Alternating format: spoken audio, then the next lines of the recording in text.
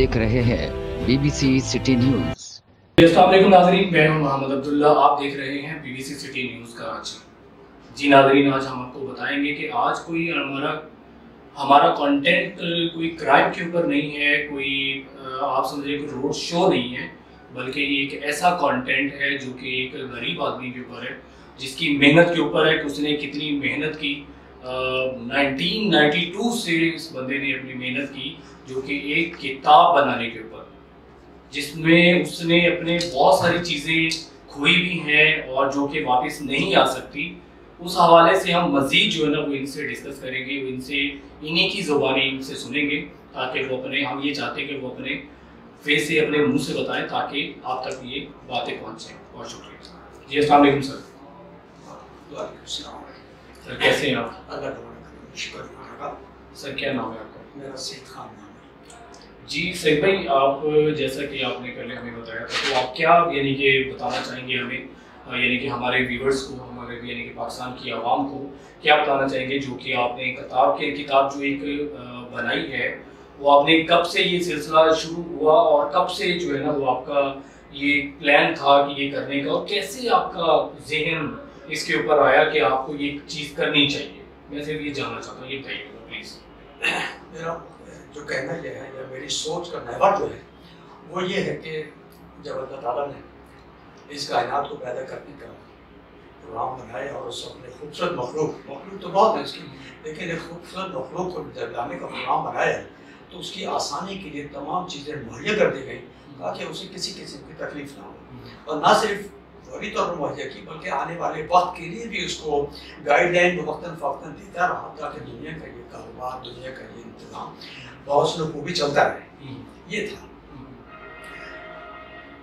लोग वक्त के साथ साथ मुख्तलिफ फील्ड में काम करते रहे, इजादात करते रहे। पहले सफ़र किसी चीज़ में होता था, आज सफ़र आसमान पे सवार हो रहा है। कभी गुफ्तगू आमने सामने बैठ के होती थी, आज मोबाइल पे, इंटरनेट पर गुफ्तगू होती है। तो ये वो आसानियाँ हैं जो अल्लाह ताला ने इंसान को दिया, इल्म दिया, और उसकी बुनियाद में अब अल्लाह ताला इल्म कैसे देता है इंसान को, वो ये तरीका है कि जब अल्लाह ताला इंसान को पैदा करता है, उसी वक्त उसके लिए फैसला हो जाता है कि ये क्या काम करेगा, माशरे के लिए कितना मुफीद है और कितना बेज़रर है, ये इसका होता है। अब जो मुफीद है, जो गैर मुफीद है, वो तो ऐसे ही हैं जैसे रुपए के साथ एक चिल्लर की वैल्यू है, रुपये की वैल्यू अपनी जगह है। लिहाजा वो लोग जो कुछ काम करते हैं, वो खुसूसी तौर पर काम करते हैं। तो मैं अपने आप को खुद नुमाई वाली बात नहीं करता, या खुद सताइश वाली बात नहीं करता कि अल्लाह ने मुझे चुन लिया, लेकिन एक जहन में एक चीज़ आती है कि आखिर इतनी मेहनत मैंने क्यों की। तो एक आम सा आदमी था, मामूली, मेरी क्लास थी, BA मैंने पढ़ा था, और BA एक आदमी नहीं, BA तो बहुत तो पढ़ते हैं, तो फिर वो उन्होंने क्यों नहीं काम किया? कुछ MA करते हैं, PhD करते हैं, तो ये काम क्यों नहीं किया? तो मेरी सोच ये है कि जिस तरह अल्लाह ताला, जिस तरह एक किसान पनीरी लगाता है, पानी के अंदर चावल की पनीरी लगाता है, जो भी लगाता है, इसी तरह अल्लाह ताला पनीरी लगाता है इंसानों की,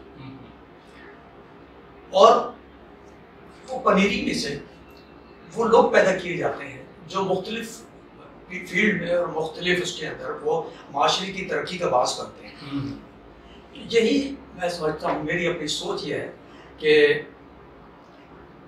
लेकिन उसके लिए इंसान जिसकी उम्र आज 50 से 60 साल उम्र है, इससे ज़्यादा उम्र नहीं है उसकी, अगर वो 40 साल 30 साल के बाद मैच्योर होगा और हालात से फारिग होगा, तब सोचेगा, तो फिर वो रिसर्च जो इसकी, वो तो रिसर्च करते करते वो इंसान ख़त्म ही हो जाएगा, वो रिसर्च अधूरी रह जाएगी। लिहाजा उसके लिए है कि वो शुरू से उसको तैयार किया जाए। अब तैयार करने का मराहिल ये है कि अल्लाह ताला खुद तो कुछ ही करेगा, उसके अंदर कुछ चीज़ें पैदा कर देगा, उसके साथ लिए वो हालात पैदा कर देगा कि शुरू में उसके साथ उसको यतीम बना देगा, उसके हालात ख़राब कर देगा, उसको फीस के पैसे नहीं होंगे, उसको खाने के पैसे नहीं होंगे। ये तमाम चीज़ें बज़ाहिर तो उसके नुकसान में जा रही हैं, लेकिन दर पर्दा वो कोई और काम हो रहा है इसका उसको भी नहीं पता है। वक्ती तौर पे तो माशरे में समझ रहे हैं कि गरीब आदमी है, तो खाने को नहीं है, पता नहीं है, लेकिन नहीं हो सकता है कि वही आदमी आगे चल के बहुत कुछ बन जाए। और दुनिया में जितने गरीब लोग हमने देखे हैं, जो गरीब हमने देखे हैं, وہی لوگ تو دنیا میں ان کا نام ہے. جو امیر سونے کے چمچہ لے کے پیدا ہوئے ان کے یہاں تو کبھی کوئی چیز ایجاد نہیں ہوئی, کبھی ان کا نام کتاب میں آیا نہیں کہ فلاں شخص نے فلاں چیز ایجاد کی ہے. غریب نے ایجاد کی ہے جو کچھ بھی کیا ہے. تو یہی صورت حال کچھ میرے ساتھ پیش آئی کہ جب میں 7-8 سال کا تھا, میرا خاندان افغانستان سے مائگریٹ کر کے جب پاکستان آیا, میرے والد صاحب ریلوے میں واچ مین تھے, معمولی عہدے پہ تھے, پاکستان آیا تو تنخواہ کچھ زیادہ تو تھی نہیں, لہٰذا جب بچہ تھا تو جب تک تو اخراجات پورے ہوتے رہے, لیکن جیسے جیسے پڑھائی کے اخراجات بڑھتے گئے یا ہوتا گیا تو وہ اخراجات کم ہوتے چلے گئے. اور اس کے لیے میری وائف کو, میری ماں کو وہ محنت کرنی پڑی. رات دن اس نے کپڑے سیے دوسروں کے, اور کرتے کرتے اس پیسوں سے کتابوں کے پیسے اور فیس کے پیسے وہ دیتے تھے, کیونکہ میرے والد صاحب کی تنخواہ اتنی نہیں تھی, یا تو گھر چل جاتا یا اخراجات اسکول کے ہوتے, وہ چلتے رہے. اس کے بعد یہ ہوا کہ میٹرک سے لے کے بی اے تک جو میں کالج لائف میں آیا تو میرے پاس کتابوں کے پیسے نہیں تھے. میں نے صرف 4 سال میں ایک کتاب خریدی اور میرے دوستوں کے ذریعے میں نے کتاب پڑھی, پاس کیا. یہ میرا تعلیمی وہ تھا. اب یہ تمام سوچ, اچھا اس دوران میں یہ ہوا کہ وہ جو کچھ میرا خاندانی پس منظر, جیسے میں نے بتایا کہ ہمارا والد سے تعلق ہے, تو ذہنی طور پہ وہ ایک مطلب جو خاندانی خصوصیات ہوتی ہیں ان کا بھی اثر تھا میرے خاندان کے اندر. تو اس کے اندر تلخیاں بھی جنم لیتی رہتی تھی, اور میرا جیسے بچے کا ذہن ہوتا ان تلخیوں سے بھی متاثر ہوتا رہتا تھا, اڑتا تھا, لیکن میں بچہ تھا, میں کچھ کر نہیں سکتا تھا. لہٰذا وہ اس طرح سے میرا ذہن جو ہے وہ ڈیولپ ہوتا چلا گیا.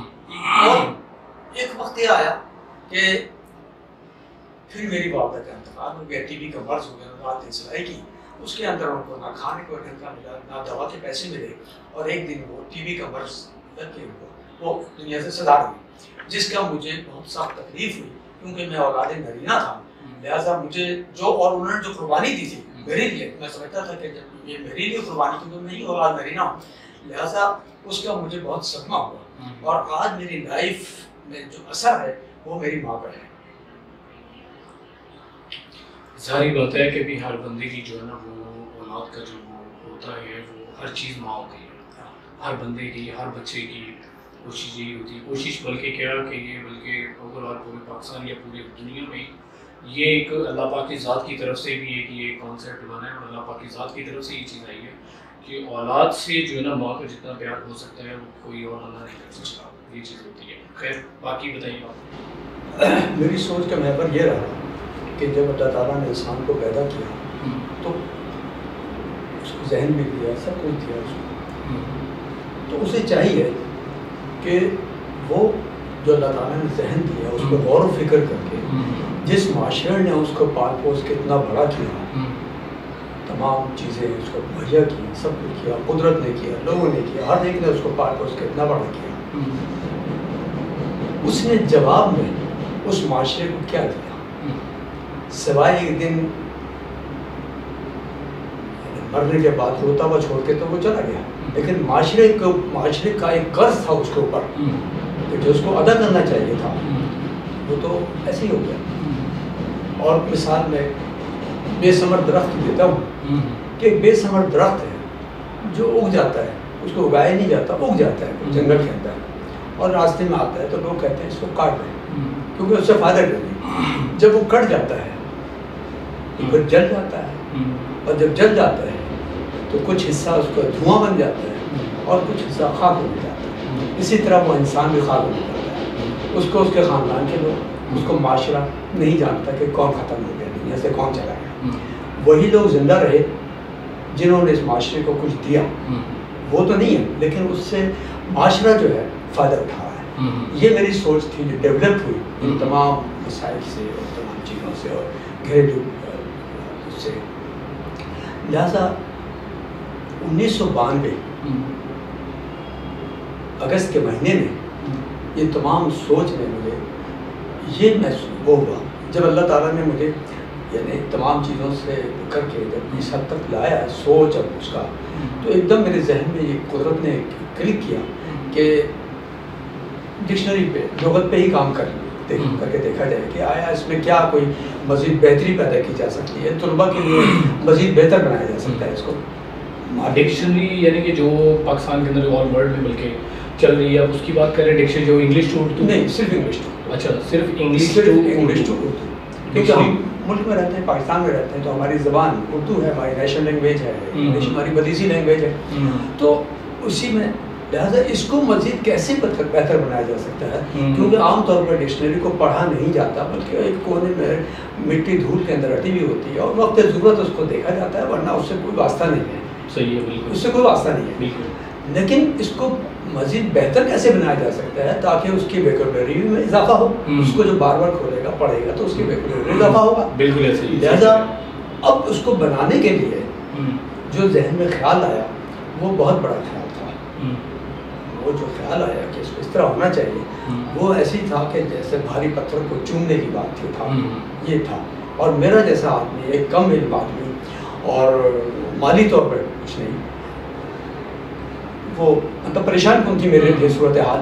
لیکن میں نے اللہ تعالیٰ کی دی ہوئی طاقت اور صلاحیت جو بھی اللہ نے مجھے دی تھی، میں نے اس کو سامنے رکھتے ہوئے اور میں نے اپنا کام 15 اگست 1992 سے میں نے یہ کام شروع کر دیا.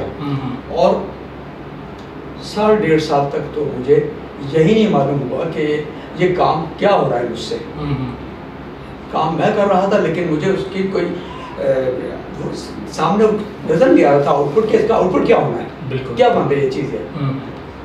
یہ ڈکشنری اپنی نوعیت کی اس وجہ سے مختلف ہے کہ عام ڈکشنریاں جو ہے وہ انگلش سے اردو ہوتی ہے یا اردو سے انگریزی ہوتی ہے. اس کے علاوہ تیسری کوئی ڈکشنری کم سے کم میں نے مارکیٹ میں نہیں دیکھی. اس کو میں نے یہ کیا کہ ایک عنوانات کے حساب سے اس کو ڈسٹریبیوٹ کر دیا. میں نے کوئی پروفیشنل ڈکشنری نہیں لکھی کہ کوئی میڈیکل پہ ڈکشنری لکھ دی ہے، انجینئرنگ پہ ڈکشنری لکھ دی ہے، کمپیوٹر پہ ڈکشنری، بلکہ عام ڈکشنری جو گھروں میں پائی جاتی ہے ان ڈکشنری کی بنیاد پہ جو الفاظ کے معنی بنتے تھے، اردو میں معنی بنتے تھے، ان بنیاد پہ میں نے ایک ایک لفظ کو چن کے ایک ایک عنوان بنایا. ایک ایک عنوان بناتا گیا. اچھا. اور شروع میں یہ 180 عنوانات بن گئے. اچھا. یعنی کہ ٹوٹل جو آپ نے ایڈیشن کی وہ جو ہے نا وہ جو عنوان بنائے آپ نے بتا رہے ہیں وہ تقریباً 180 بن گئے. 80 بنے. اچھا. یہ جب آپ نے سلسلہ شروع کیا یہ 1992 میں آپ نے اسٹارٹ کیا اور جب تک یہ 180 یعنی کہ جو بن گئے تھے یہ کب تک بن گئے تھے، کتنے سالوں میں یعنی کہ آپ نے کیا؟ نہیں یہ جلدی بن گئے تھے. مطلب جیسے جیسے مجھے لفظ ملتا گیا اور میں آگے بڑھتا گیا تو ایک عنوان رکھتا گیا. اچھا. جیسے جیسے انگلش ٹو اردو کے معنی دیکھتا گیا کہ اس کا عنوان الگ ہونا چاہیے، اس کا عنوان الگ ہونا چاہیے، اس کا عنوان الگ ہونا چاہیے. لہٰذا وہ کرتے کرتے 180 عنوانات بن گئے. اچھا. یہ میں آپ کی بات کر رہا ہوں، مجھے یہ بتائیے گا کہ بھی یعنی کہ جو آپ نے عنوان بنائے کہ آپ کو نہیں لگتا کہ یہی چیزیں گوگل پہ بھی مل سکتی ہیں یا کوئی پرنٹڈ بھی مل سکتی ہیں، کیا کہتے ہیں آپ اس بارے میں؟ ہاں یہ اعتراض آیا جب میں نے لوگوں کے سامنے اپنے پروڈکٹ کو رکھا اور لوگوں نے جہاں اپریشین بھی کیا اور کچھ لوگوں نے اعتراض بھی کیا. انہوں نے کہا اس کو کون پوچھے گا، پرنٹ پہ اب تو گوگل آ گیا ہے، اس پہ تمام چیزیں مل جاتی ہیں. تو میں نے کہا ٹھیک ہے، یہ بھی اعتراض ایک ویلڈ اعتراض ہے، تو مجھے اس کا بھی جائزہ لینا چاہیے کہ آخر ایسی کیا وجوہات ہیں. بالکل ٹھیک کہ میری ڈکشنری کو بعض لوگ تنقید کا نشانہ بنا رہے ہیں، تو میری اتنی محنت کا کیا ہوگا بالکل جو میں اتنی محنت کر رہا ہوں. تو میں نے اپنی ڈکشنری کے جو میرے الفاظ ہیں اس میں 37,000 الفاظ ہیں اور 67 عنوانات ہیں اس کے. جب گوگل ڈکشنری کو میں نے چیک کیا اپنے الفاظ، اپنے ڈکشنری کے الفاظ سے، تو میں نے 280 الفاظ میں نے اس میں ڈھونڈے گوگل کے اندر. صحیح. کہ دیکھوں تو صحیح کہ گوگل کے اندر بھی اس کے معنی ہیں کہ نہیں ہیں. تو 280 الفاظ کے اندر مجھے 180 الفاظ سرے سے نہیں ملے. اچھا. ایک 280 الفاظ جو کہ آپ نے بنائے، ہاں، اس کے اندر سے یعنی کہ آپ کو 180 یعنی کہ آپ کہہ رہے ہیں کہ نہیں ملے، یعنی کہ 100 مل گیا آپ کو. 100 مل گئے تھے. 80. اچھا 80 مل گئے. 80 ملے. 80 الفاظ. 80 الفاظ بھی وہ ملے کہ جن کے صرف ایک معنی تھے، جبکہ لغت کے اندر بعض لفظ ایسے ہیں جس کے 2 3 معنی ہوتے ہیں. بالکل ٹھیک ہے. تو گوگل کے اندر ایسی کوئی بائیفرکیشن نہیں ہے کہ صاحب عنوانات کے حساب سے تو وہ ہے نہیں. لہٰذا انہوں نے گائیڈ کے معنی چیز لکھ دیا.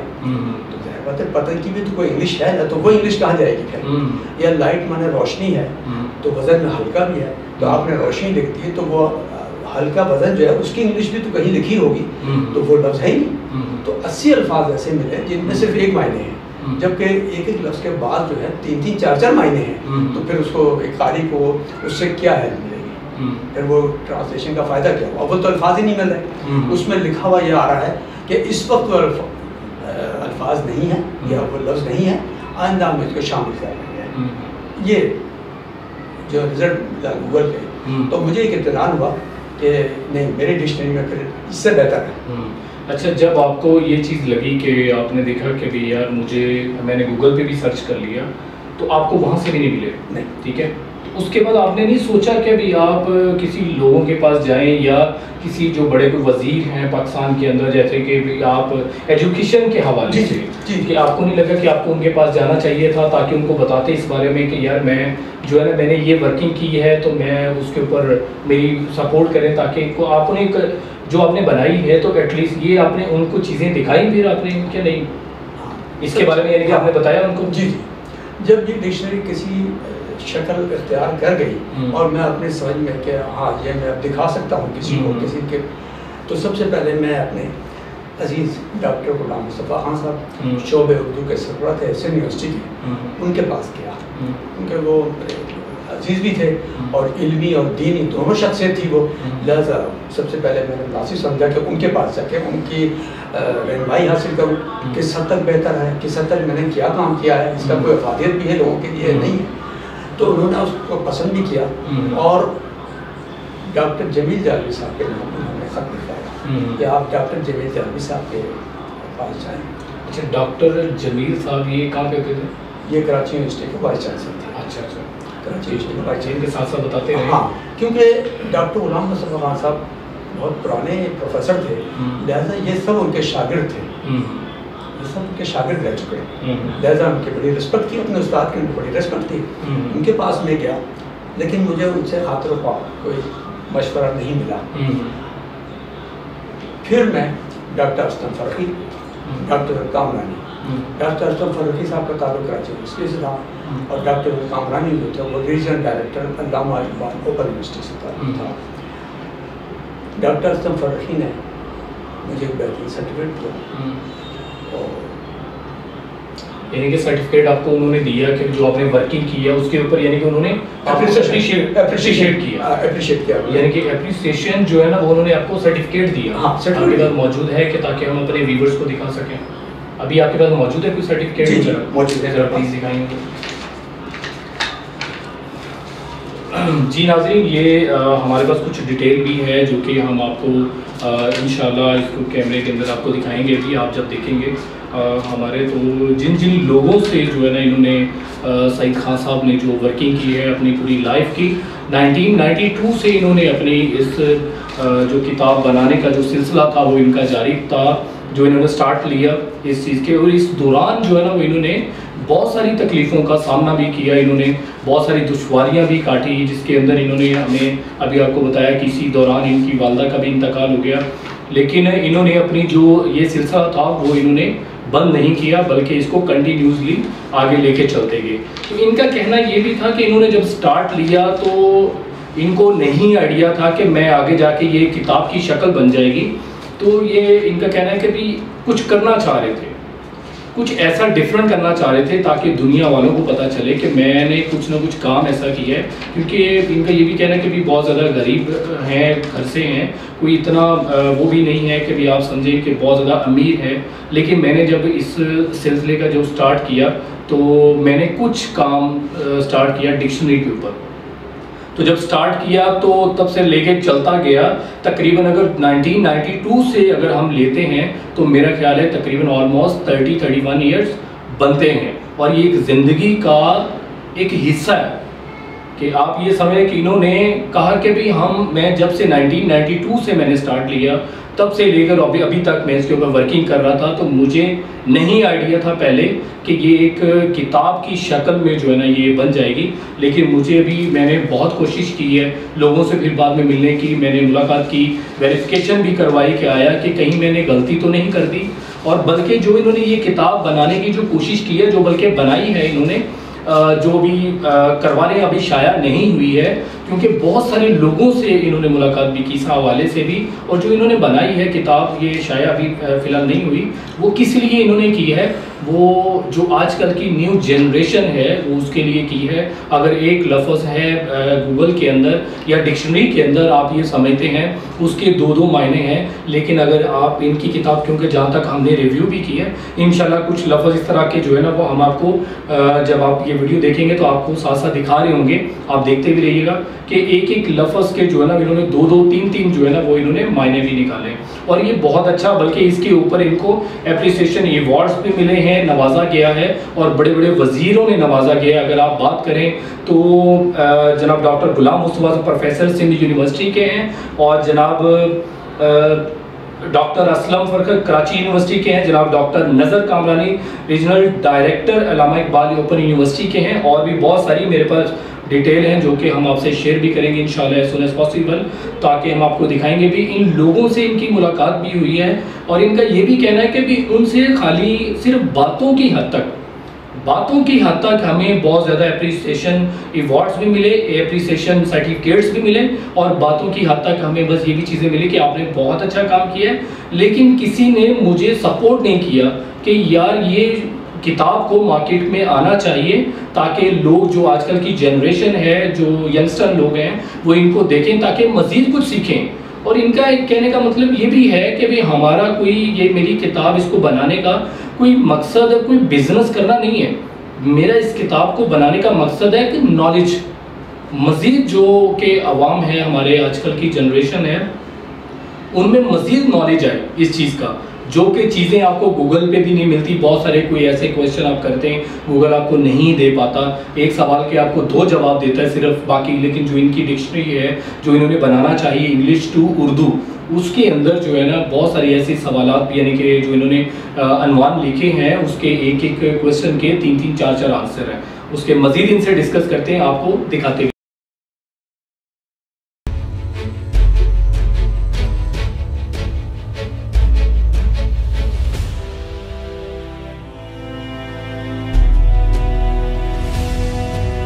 آپ دیکھ رہے ہیں BBC سٹی نیوز۔